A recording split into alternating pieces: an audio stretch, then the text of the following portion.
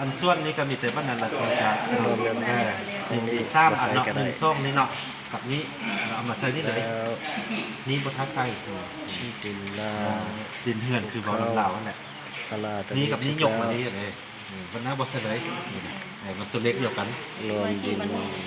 ส่วน มีกระสร้างมีเราบ้านนั้นเราจะเอาตอนบกตอนมาใส่นี่ ห้องนี้บ่ใส่ก็ เงิน ได้ บกเงินเนาะใส่นี่เลยที่ว่าปันตัวนี้มา แล้ว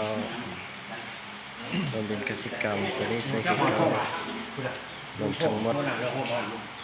ตัวนี้ได้ใส่ เราบอกว่าพนักงานเมื่อ